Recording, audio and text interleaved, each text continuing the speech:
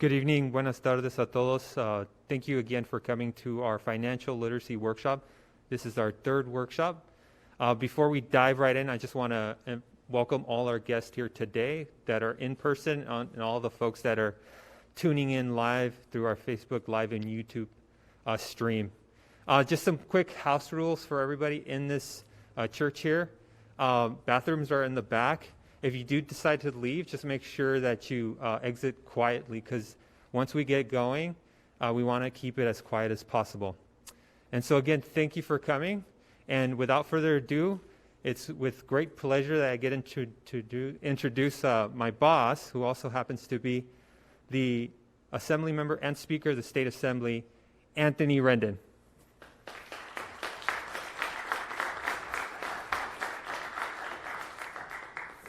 Thank you, Adrian. It's good to see everyone. It's good to actually be at a public event. I want to start by thanking Pastor Ray Jones and Grady Jones. Pastor Jones and I were chatting in the back of the church. He's been here for 40 years. It says a lot about your commitment to Paramount, a lot about your commitment to Southeast Los Angeles. We were talking about how much the neighborhood has changed and how all the improvements that have happened. So thank you, Pastor Jones, for hosting us. Really, really appreciate it. I also I'm here today, though, to introduce a friend of my office. Tony Warfield has been doing financial literacy presentations for my office for quite some time. I think this is his third such presentation. This is the first time I've actually seen him in person.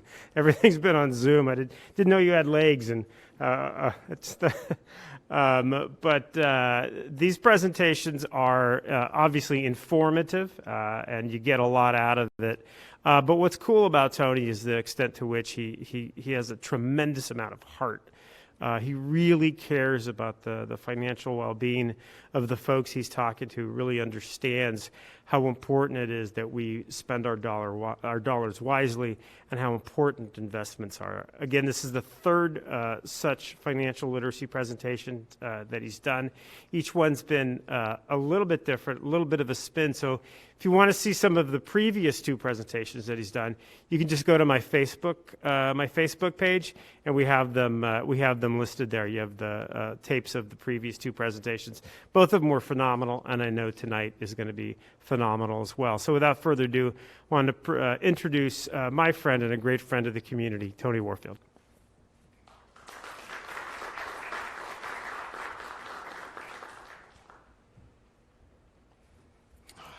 Hello, everybody. Good evening. Let me turn this on.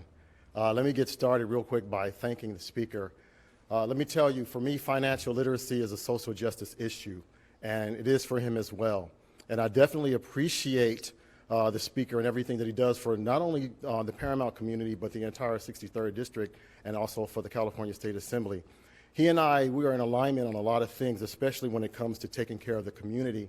And being able to have such support from such a powerful person, an important person, I really appreciate that. And like the speaker, I want to say thank very much to the Pastor Grady Jones and the New Commandment Missionary Baptist Church for hosting us today. For me, coming from a religious background, it's important that a lot of the information that's shared in our community actually comes from our churches. Where people congregate, where people come together, and we learn how important it is to live right. So being able to get, the right information to be able to help our families be able to prosper, I think that is phenomenal. So today, just like Adrian mentioned, this is our third workshop, right? And today we're going to be talking about financial strategies for today and tomorrow. And I think I got this on now, right? So if you will allow me a personal moment, the day after tomorrow is my mother's birthday. And she will tell you she's 25, and she's my mom, so I'm not going to, say anything against that. So my mom is going to be 25 on September 17th. Everybody is in agreement, yes? Thank you very much. Hey, Mom, I'm on TV, right? So thank you so much for that moment. A little bit about myself, and before I get started, if you see anything that's important that you like, please feel free to take a photograph of it. Screenshot, for all of you that's online, take the information, because the information is free, it's public knowledge, but I just compiled some of this information so it's easier for you to be able to have this information for yourself. And look out for some of the alerts signs there. That's some of the information that's vital to your financial future from my perspective. So let's go ahead and get started. So a little bit about myself. You know, I just turned 50 this year, and I'm really, really thankful because a lot of young black men growing up in the inner cities, they don't even make it past 31. And I'm blessed to be able to have, you know, lived a pretty good life. I joined the military very young, and actually had a chance to travel to many locations around the world. And during my time in my travels, I've seen so many different people from so many different backgrounds, and I've seen strife and I've seen struggle in so many different countries. I've been to 47 countries, so I can tell you it's been a very interesting journey. But some of the most difficult things that I've seen in my travels are actually right here at home.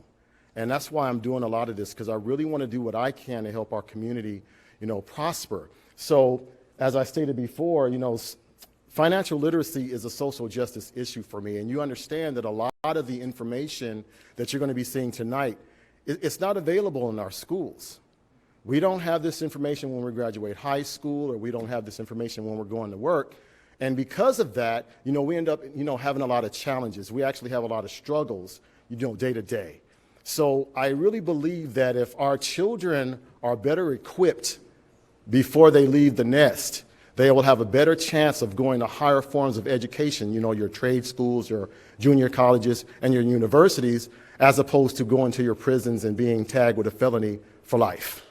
You know, for me, you know, a lot of children, they end up having a lot of challenges, and those challenges can really, really, really disrupt families. And coming from a, you know, I don't want to say a broken home myself, my heart goes out to all those people who struggle, you know, with some of these challenges today. So continuing on, as Adrian stated, this is our third workshop. The first one we had basic financial information. The second one we were talking about credit.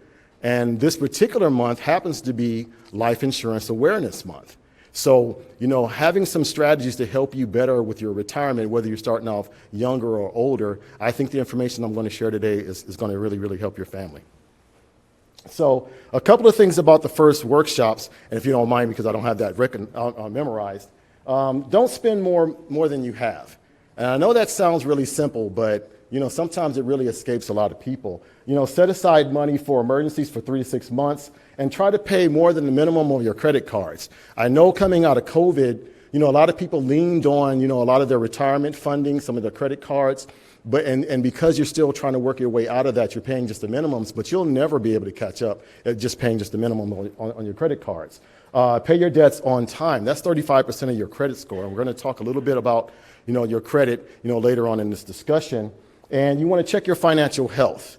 You know, when you go to the doctor and you get the doctor to take a look at you, you know, you want to get all your checkups. You want to make sure your blood works right and everything, but your finances need to be checked out as well. So you definitely want to remember to do that. And protect your family and income. We're going to talk a little bit more about that. And make sure your retirement savings outpaces inflation. We're actually going to talk about that in detail. Okay, so you also want to avoid any unnecessary risk. Now, you know, whatever your financial situation is, whether you have disposable or discretionary income, if you have all your responsibilities taken care of and you got a few extra dollars to play around with, then, you know, go nuts. But if you don't have it, you don't want to use the money that you need to live on day to day and take any risk of that with that money, because it actually can get you in a lot of financial debt. And you've seen that with a lot of people with their foreclosures on their homes.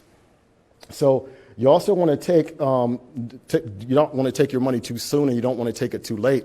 And many of us, you know, in the retirement age, you understand exactly what that means. What that means is if you take your money too soon, you can incur a lot of IRS penalties. And if you take it too late, you can take even more penalties, up to 50% of your money. We're going to talk about that. And of course, you want to leave a legacy for your family. So I want to make sure we keep a focus on what we're talking about. As I stated, this is Life Insurance Awareness Month. So the focus that I want you to have while we're having this discussion today is I want you to imagine that you are the primary breadwinner in your family. And you have 2, 3 children, you have a spouse, and then something happens to you. What do you want to happen to your family if God calls you home? I want that to be on your mind, and we're going to be discussing some options to be able to help you understand that better. So there are 4 problems that I see that are going on with our retirement plans today. So you have a situation where you live too long and you outlive your savings. You live too short and you incur a lot of medical debt. You also live too long and you get disabled young. As a veteran, I see that happening a lot. We're going to talk about that in a little bit of detail. And also you live too long and you get sick. So let's take a look at the first one. If you live too long and you outlive your savings, what happens when you have to go back to work, right? So say you've been retired for 5 or 10 years and you understand how technology works. Everything goes really fast, right? So you've been out of work for 5 or 10 years. Now you're basically a dinosaur compared to a lot of the younger people that are taking the jobs today. So when you start back work, chances are the learning curve is going to be a little bit slower for you because you've been out of the game for so long. But also the money that you're going to be making might not be enough to even get you out of the financial situation that you're in that puts you back into the workforce in the first place. So we definitely want to protect ourselves from that. So you live too short and you incur medical debt. My family, we've been stricken with a few challenges. And, I'm going to tell you about a couple of people tonight. The first person is my cousin Lisa.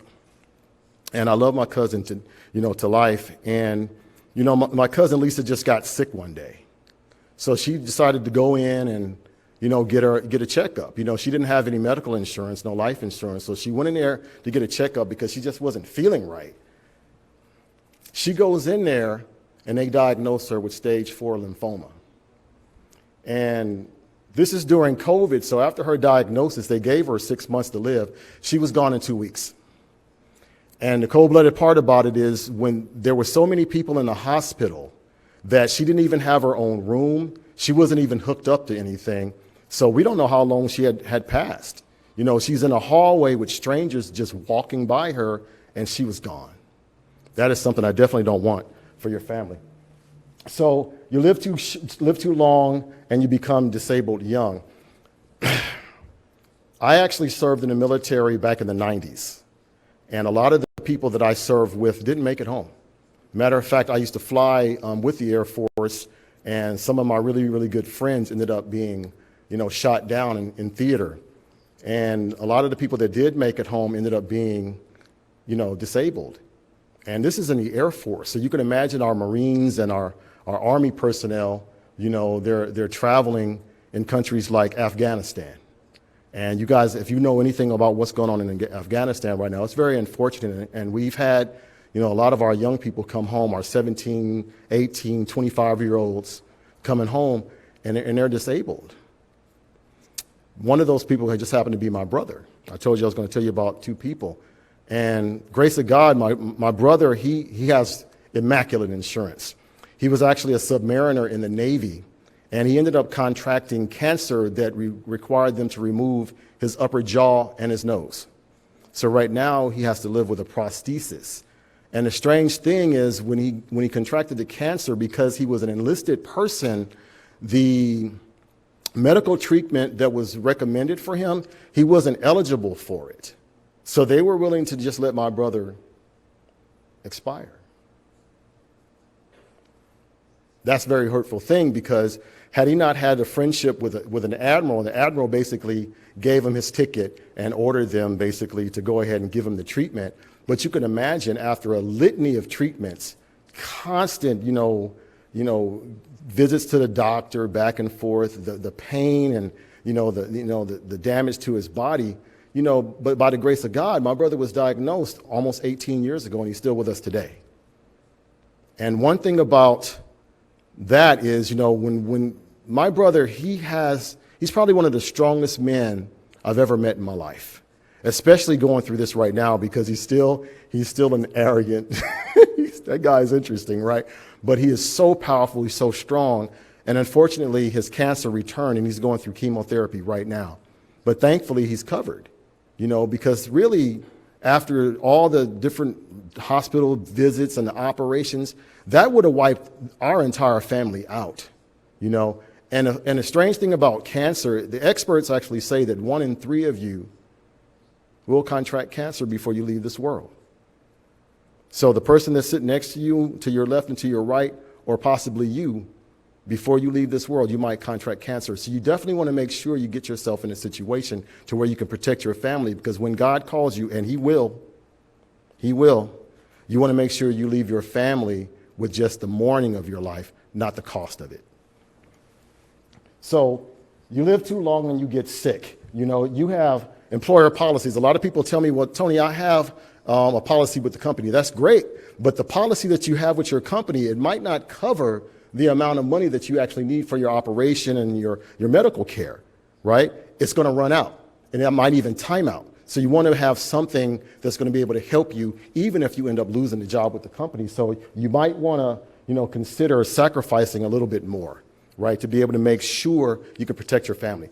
But the thing that I want everybody to take home, if you don't think about anything else, if you don't remember anything else, Gofundme is not life insurance. Believe it. Okay? I've seen so many people, they get online and they send these requests for donations. Look, GoFundMe might be great for you to be able to get the money together to be able to bury your loved one, but what it will not do is take care of the survivors. Neither will street panhandling.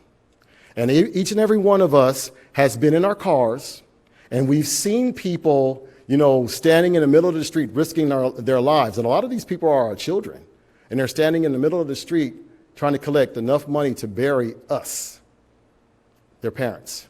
We can't do that to our kids. So what is life insurance? Life insurance protects families and businesses from financial losses associated with the death of a loved one, the key employee, and as a financial tool for retirement planning. It is not intended to be a standalone retirement plan, but it can be a great addition to your retirement savings, helping you to resolve a lot of the problems that we discussed earlier. So a lot of people tell me about those employee-sponsored plans, and they're great, right? A lot of those plans, I think they give you like $100,000, maybe $150,000, which is great. You don't have to worry about any kind of a medical exam, and the premiums are really low. But the drawback is, what happens if you need more, right? And that policy doesn't go with you if you go to another employer. A lot of our young people, really, a lot of our young people end up going to, different jobs every 4 or 5 years, and they can't take that coverage with them. And we also have what is called living benefits that a lot of those policies don't offer you. And we'll talk about that a little bit in detail later as well. So we have 4 different types. We have a term that is anywhere between 5 and 35 years. We also have whole life, and as long as you're making the payments, you're covered for your entire life. And that's a big deal, because what happens as you get older? Things start to happen, right? Stuff just doesn't start working as much. I still have a pop in my knee I'm not really proud of, but turning 50 did change my life a little bit. You also have variable insurance, where you actually have your life insurance policy and accumulated cash that goes into that's pitted against the market. And then you have what is called a universal life insurance policy that's indexed, where you can actually earn some cash, but you don't have to worry about suffering any market losses. So looking at some of the pros and cons, a term policy covers your financial responsibilities that decrease over time, like your mortgage or even your college debt. It also helps, it's much less for the younger you are, and it may be convertible when you get ready to retire, 65 or so. But one of the cons is it expires, just like I mentioned, and it renews. Your renewal fees are expensive. You can imagine if you get your term policy in 35 years, you want to get another one, it's going to be much more expensive because your health might have changed. You're much older, so you can expect those premiums to be higher. But don't sleep on a term policy, and I'll tell you why, right? A lot of us, looking in the audience, with the exception of the ladies in the room, a lot of us are around 40, right? Now, when you're about 40 years old or possibly younger, say you're about 20 years old, you just got married, you just had a baby, you don't have a whole lot of assets built up, you don't have a lot of money, but you anticipate things are going to, change for you, right? But you still want to be able to make sure if something happens to you, you're able to protect your child, able to protect your spouse. So being able to get some coverage that doesn't cost that much, but you get a lot of coverage, is a really good idea. You also have whole life, where as long as you're making the premium payments, you're good to go, right? It has a fixed payment schedule. It doesn't change over time. But the drawback is, if you're using a whole life policy to try to stack some cash and you want to take that out in a short period of time, the surrender charges are going to get you. So you want to make sure you take a look at the policies that you get as closely as possible to make sure that you're getting what you want out of that policy. You also have a variable life policy, and again, if you have some discretionary income and you can handle market losses, a variable policy is great. As long as you're making the premium payments, you're good to go, but the money that you accumulate in the policy, that's subject to the market. So if the market tanks, basically, then your money will as well. But you can make a lot of money with that policy. And then also you have a universal life that's also covering, you have the coverage throughout your whole life, but it accumulates cash at a higher rate than a whole life policy. That's something that you definitely want to take a look at. Drawbacks is you have index options that are very few, and you also have a rate cap. So let me explain the rate cap. So if you imagine, say you have about $100,000 accumulated in your policy, and the market just crashes, right? If you have $100,000 in your policy and the market crashes, your money stays where it is. You're still at $100,000, as opposed to having $100,000 in the market and the market drops about 50%. You got about $50,000 left, right? The market comes back 100%, you get right back to where you were, which is great, but you recover from losses. You don't recover your losses. So getting back to 100,000 is great, but had you not taken those losses in the first place, you'd be at 200,000. And that's what a life insurance policy can protect you from, right?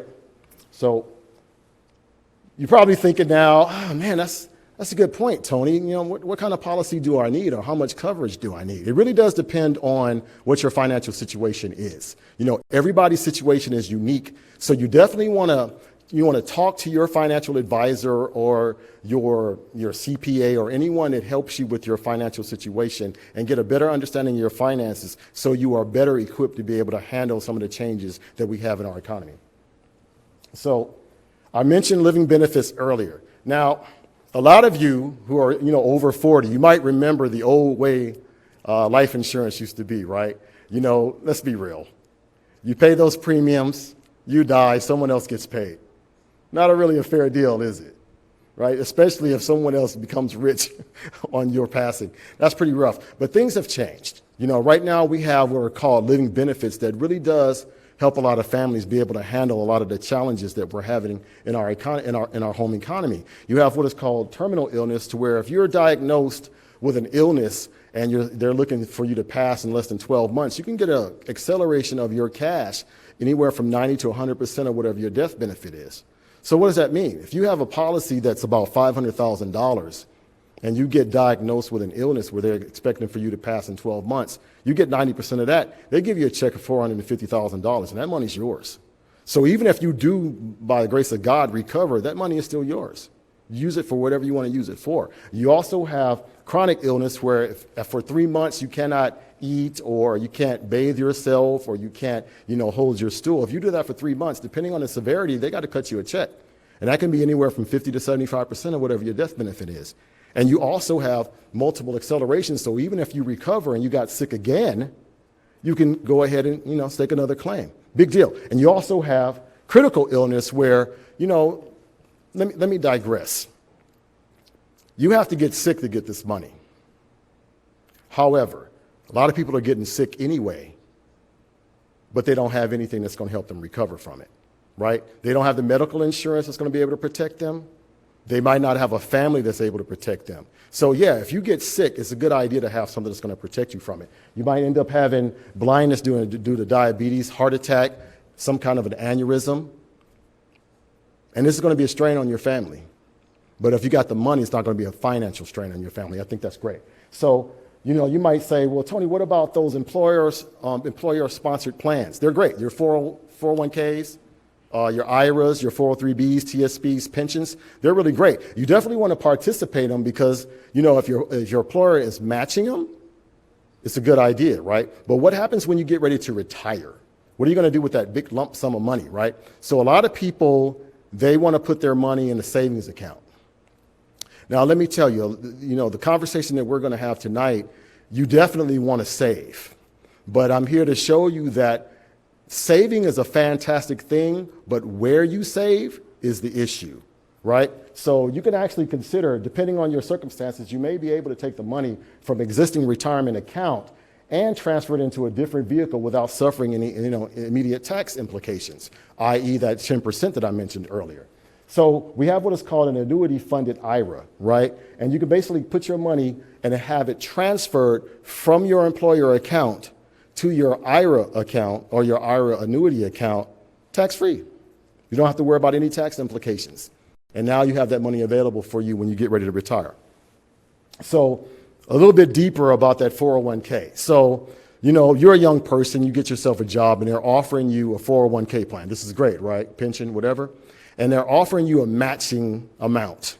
So they might offer you 2%, 4%, 6%. Whatever they're offering you, take it. That's free money, right?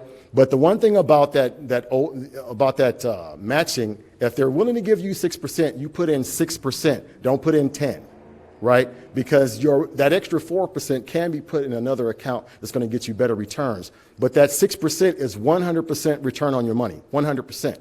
So if the market ends up tanking, right, you're not really losing your money. It's kind of the employer's money. So it's a good deal. So anybody that's 59 and a half or older, you can still contribute to your 401k, and you can contribute as much as $19,500 a year, right? And if the country is matching that, that's pretty good. That's almost 20 grand that they're matching every year until you're ready to retire. And if you're like me, you're a workaholic.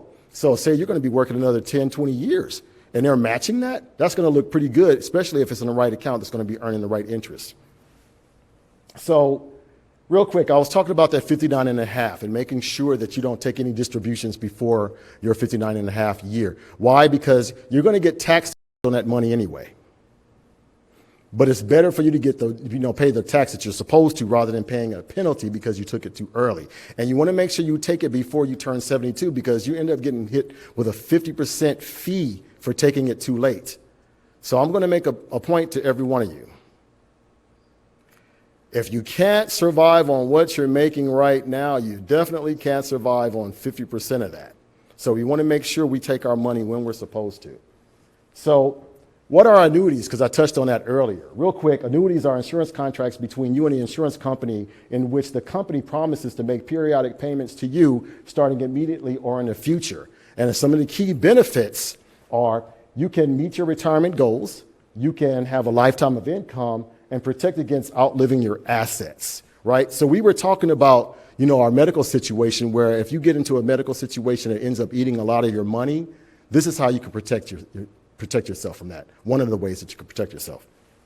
So we have three types. You have index. There are tax-deferred annuities whose return is indexed to the annuity index, but which gives you guaranteed minimum interest and protects you against loss of your principal. You also have fixed annuities, which are traditional. The insurance company guarantees both the rate and return and the payout. And of course, you have the immediate annuity where you just start getting paid as soon as you put the money in.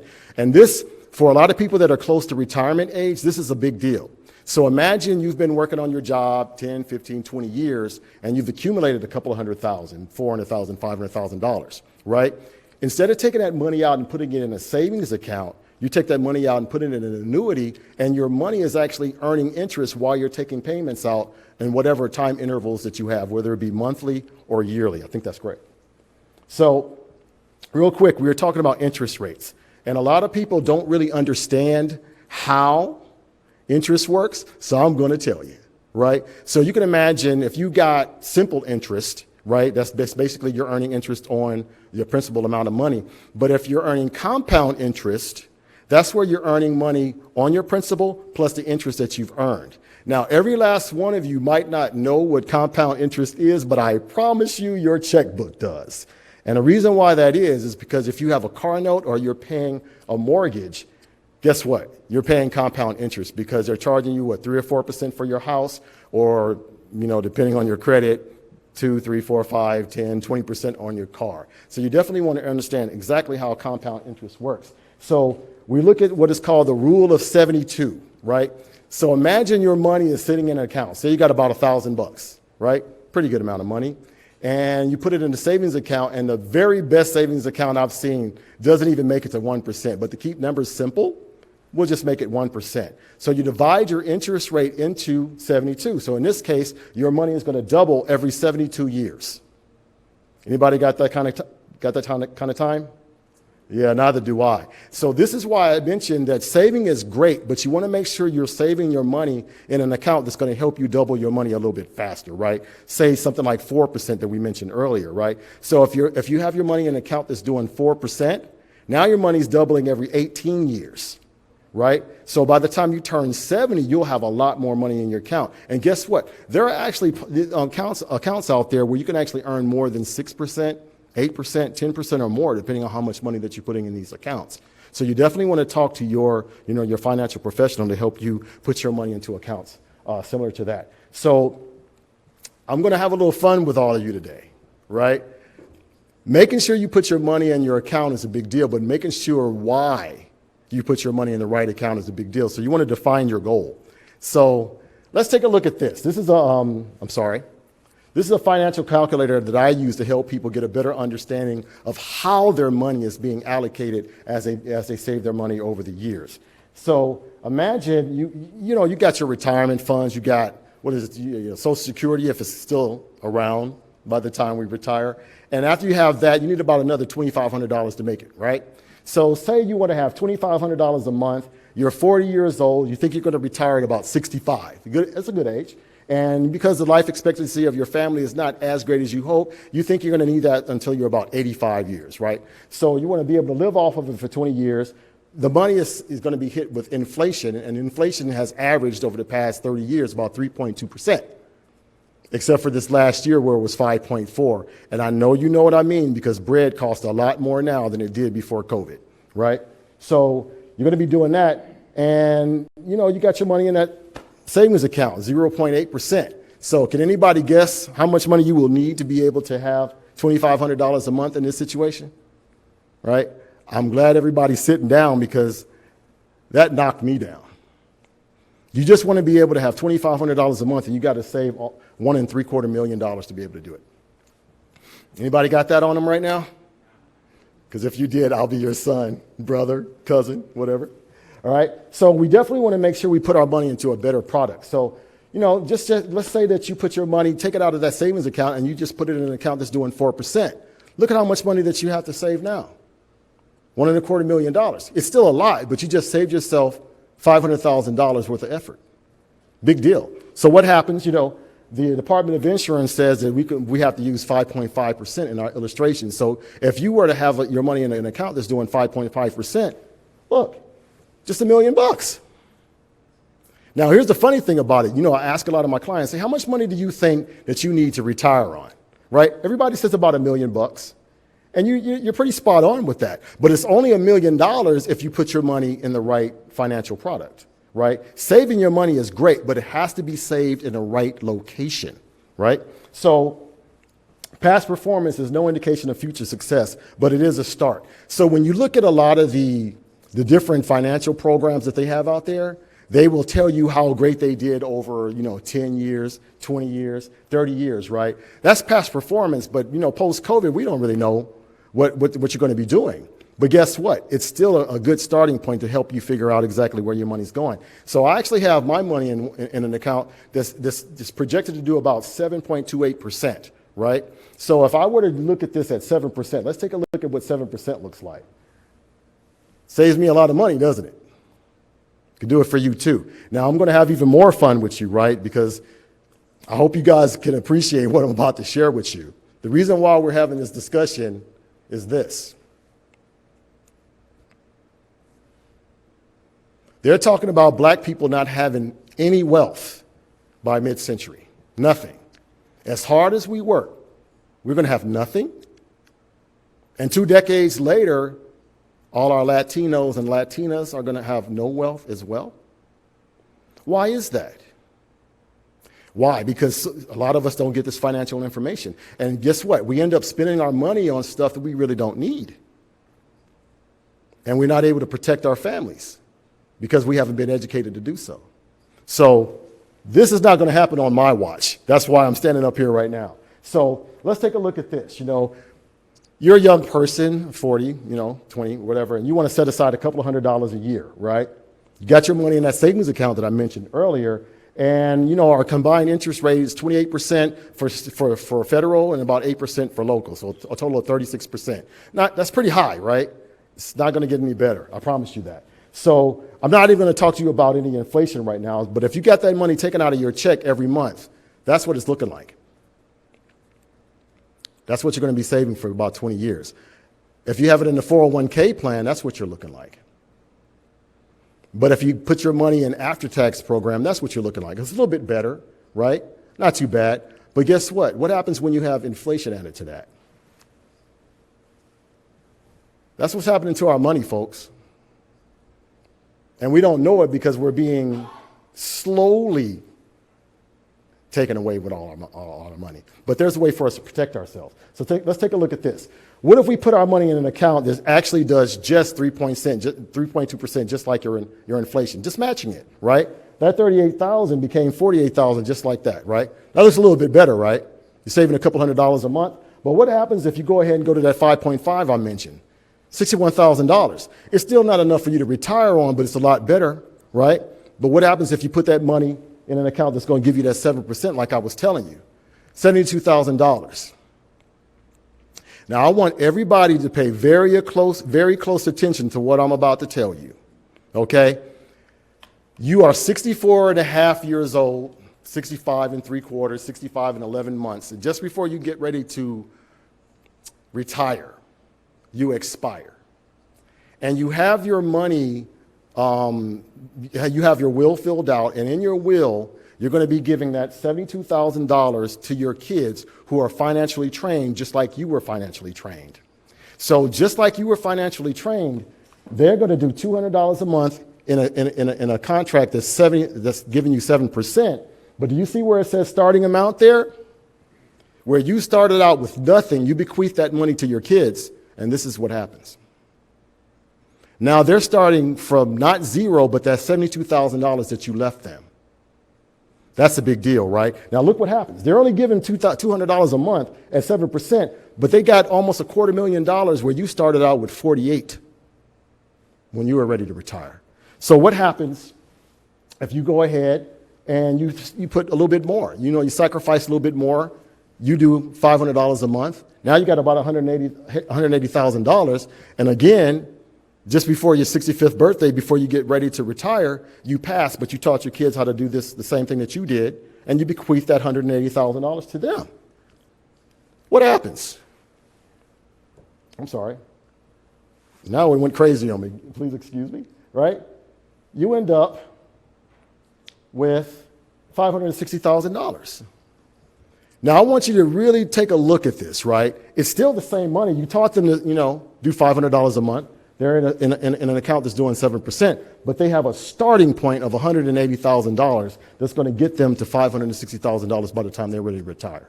That's what you're leaving to your kids. But hey, you know what? You're doing pretty well. You got a lot of overtime. You decide you want to go ahead and put $1,000 a month away, right? Because you really see the value of saving. Everybody here wants to save their money. You see the value. So you put $1,000 away. After about 20 years, you got about $359,000. But again, just before you retire, you expire, and now your kids are going to get that money. But they're going to use the money the same way that you did. So now they have a starting point of $360,000. But remember you said you need about $1 million? Look what just happened. You started your kids out with that $360,000, and you taught them exactly what you learned. They did exactly what you said, but now they have a starting point. This is why rich families continue to get richer every generation. Now, I want every last one of you to understand that the people that continue to get richer, they are no different than you and I. They're no smarter. They just have information that you did not have. So being able to get this information will help your family prosper. And I promise you this will make a huge difference every generation if you give them the information that they need to prosper. Now, I do understand a lot of people say, well, Tony, what happens if I don't have any money? It's true. Especially after COVID, people got hit with a lot of things. And it's very unfortunate. But you still have to worry about what's going to happen to you tomorrow. So that's going to require you to budget. And budgeting is a big deal. Why? Because it helps you get a really good look at what your money is doing every month, every year. Now, let me tell you, the good thing about a budget is when you start realizing where that money is going, it really will change your habits. I promise you. And I mentioned credit earlier, right? So let me give you this little credit tip. Imagine you have a really, really nice car and you're paying really, really high interest rates, and you refinance your car. Now, instead of paying 20%, you're paying 4%. Well, the money that you're saving on that can actually be put into your retirement plan. You're not spending any more money. All you did was reallocate those funds. So let's take a look at what reallocation to do. Now, all you Starbucks people, I'm sorry, I'm going to have to pick on you a little bit, right? I got a friend of mine that was doing about $150 a month in Starbucks. But in this illustration, I'm just going to say about $100. So if you're getting those $5 lattes every day and you just stopped after a month, that's about $100 that you're saving, but you still want to have your coffee. So you go ahead and you just buy the coffee. You're saving $50. You can actually take that $50 if you're a healthy male of 40 and get a couple of $100,000 in coverage protecting your family. That's a big deal, right? So it also is going to require some sacrifice. So I want you to think about what you're willing to give up to protect your family. What are you willing to do to give up to protect your family? And let me tell you, everybody in this room, everybody online right now who has a job and who has a family, you're already sacrificing more than you know. My hat's off to every last one of you, because the most important currency that we all have is time. And it matters how you spend it. And if you're spending all of your time working to take care of your family, by the time you are done, you shouldn't have to start over. By the time you are done, your family shouldn't have to come up with the money to take care of you. By the time you are done, you should just be enjoying your family. But to be able to have that is going to require some sacrifice. So with that, I want to wrap this up. So every financial situation is unique. There is no one-size-fits-all contract, right? You want to make sure you contact your financial professionals to assist you with setting up any financial plans that you want to have. You also want to watch out for those charities. Again, Gofundme is not life insurance. It's just not. I cannot say that enough, right? Life insurance is not meant to be a standalone retirement plan, but it does fill in the gaps. Today's life insurance has special riders to get you paid while you're still alive. That's very important. And your employer-sponsored plans do not go with you when you change employers. That's very important for you young people. You want to contribute up to the max as long as your employer is going to match the money for you, and determine as early as you can what you will need for your retirement. You know, a lot of us, we start to think about our retirement when we're like 5 or 10 years before our retirement age. The sooner you get that on your mind, the better off you're going to be when you get ready to retire. And also get serious about your money. The challenges we face are real. You know, real quick, if taxes are high right now, what do you guys expect the taxes to be doing in 10 or 20 years from now? Are they going to go up or down? Show of hands. What do you think? Up? Up, right? So if the taxes are going to go up, do you understand why? So right now, while every one of us are working, we have what are called tax deductions, right? If you have a business or anything like that, you have the deductions, the earned income credit, anything like that's going to help you lower your taxable income. Well, when you retire, all those protections are gone. So if you're getting, $50,000, $60,000, $70,000 in your retirement and you have no tax protection, they're going to tax you to the max. And if you're a widower or basically a single person and you get hit with that single rate, that's going to be a lot of money. And again, if you can't live on what you're making right now, you certainly can't live on 40% less of that. So you definitely want to make sure you protect that money. So with that, I want everybody to make sure you send me an email to tonyrwarfield@gmail.com if you have any questions. Any future presentations, you can go ahead at tonywarfield.gr8.com. And of course, none of this could happen without the assistance and the support of Speaker Anthony Rendon and his support staff. I can't tell you how much I really appreciate them and everything they've done. I thank so much, Pastor Grady Jones for, allowing us to, be in the sanctuary today.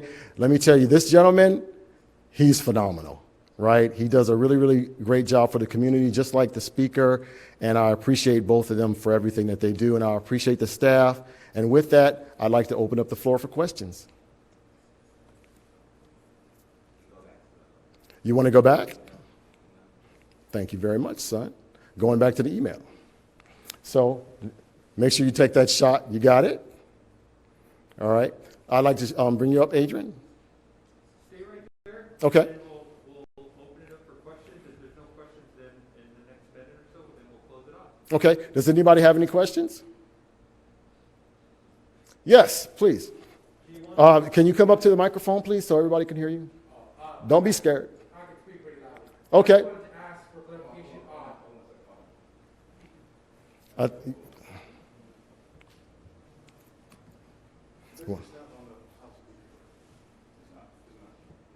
Okay. Well, let's hear your question. Just for clarification, what exactly is an annuity again? Okay, an annuity is an insurance contract. So basically, imagine if you have your money saved up in your 401k or your retirement plan. When you're ready to take that money out of your retirement plan, instead of putting it into a savings account, you're going to put it into an annuity. And basically, that money is protected by the insurance company. And while the money is with the insurance company, whether you have it immediate or whether you have it deferred, that money is going to continue to earn interest while you take your payments, whenever you decide you want to make your payments. Got it. Any other question? You got one. So we all have a set amount of money a month in gross Mm-hmm. and net. How important, you went over several products that we have options for. Mm-hmm. How important is it to allocate certain amounts of money to various or diversify, for lack of a better phrase, your portfolio? Mm-hmm. So instead of say, hey, should I allocate everything to the universal life insurance, or should I also do that and 401k and Roth IRA, or you know what I mean? Okay, I really appreciate that question, and I wish I would have covered that, so I thank you so much for that question. You never want to put all your eggs in one basket, right? Never. Because if something happens and that, life insurance companies are insured. But let's say you have about $500,000 in your life insurance company, and the life insurance company goes bust. You're only federally insured up to $250,000. So you end up losing that $250,000. So you definitely want to make sure you have your money diversified. And my recommendation, myself, before I got started, let me go back to 2000 for you, right? Back in the year 2000, I was a day trader. I was pretty good. I started out as a day trader, and the company I worked for, we actually had an IPO where they did really well. I ended up averaging about $91 a share in sales, and I bought in at $16 a share. So I did really well. And the money that I got from that, I actually started, investing in a lot of different companies. Well, I took a vacation. It's true. I took a vacation at the worst time ever, during a dot-com crash, right? And I completely unplugged. When I came back, half of my portfolio was gone. So had I, learned more about protecting my money, and had I had my money more diversified, I wouldn't have suffered that much of a loss. And then interestingly enough, during the housing market crash in 2008, my 401k took a 40% hit, right? So being able to have that kind of experience, it made it a big deal to me to make sure that I put my money in different accounts. So right now, I actually have a couple of policies for myself. I have an IUL, and I also have a term policy, which gives me the ultimate coverage that I need. So the great news about that is if something were to happen to me, my family is still taken care of. A lot of people hear me say that I believe that a man should take care of his family in life and in death. So I'm gonna make a comment to you, right? Our cemeteries are filled with people whose surviving family members are still paying for it. And I want you to think about what I just said. Think about how much a funeral costs today. $15,000? It's a lot of money, especially if you don't have it. So being able to put your money in the right accounts, diversifying, protecting your money will help you make sure that if something happens to you, your family's taken care of. Thank you for your question. Any other questions? We have time for one more question, Tony. Okay. Who wants to take the golden one? Yes, sir. Tony, just more of a comment than a question. I know that the main point you made was about making sure that we put our money in a savings that a little bit ahead of inflation. Yes. And As much ahead as possible. correctly. And I think the only thing you have to be aware of sometimes is that sometimes the inflation that's quoted CPI is not really as true. Mm-hmm. You really have to really work more harder to even be a little bit more ahead of inflation, because otherwise you are going to be falling behind still. You know what? I really thank you. What's your name, sir?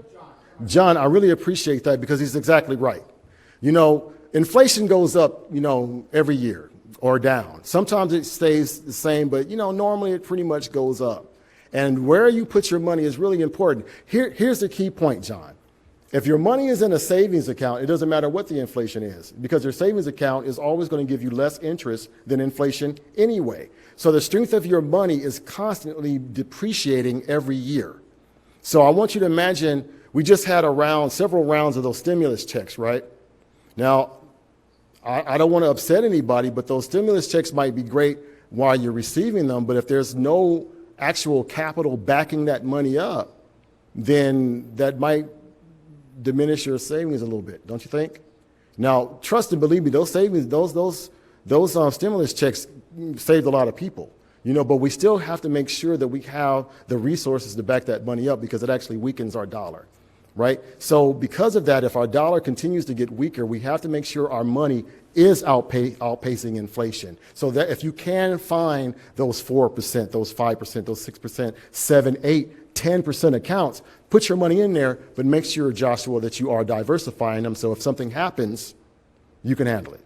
Thank you very much, John. I appreciate that. Do we have room for one more, or are we good? Does anybody have one more question? Joshua, okay. Rock, paper, scissors. Okay. Yeah, my question is just simple. That website that you put up, the GRA, it has like this presentation. I know you said there was a presentation like 1 and presentation 2.